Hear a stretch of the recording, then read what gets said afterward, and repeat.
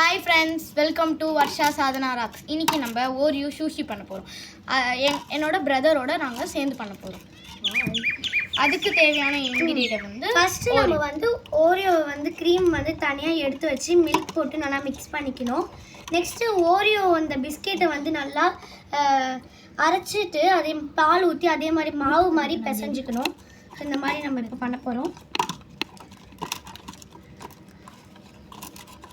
இப்போ நம்ம பண்ண போகிறது வந்து ஓரியோ சூஷி.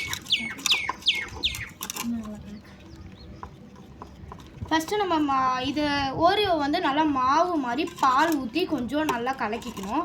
அதுக்கப்புறம் வந்து நல்லா பால் ஊற்றி இந்த பதத்தில் வந்து நல்லா இந்த இதில் வந்து கொஞ்சம் நல்லா மிக்ஸ் பண்ணிட்டோன்னா இந்த மாதிரி மாவு மாதிரி வரும்.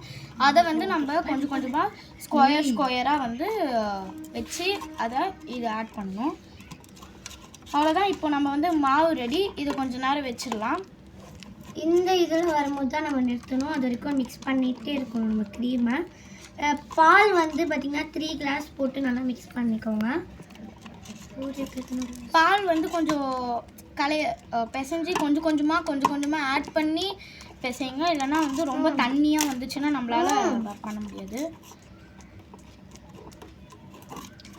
பேஸ்ட் மாதிரி ஆக்க சொல்லலாம். இந்த இடத்துல வரும்போது தான் நீங்கள் வந்து நிறுத்தணும். அது வரைக்கும் நல்லா மிக்ஸ் பண்ணிகிட்டே இருக்கணும்.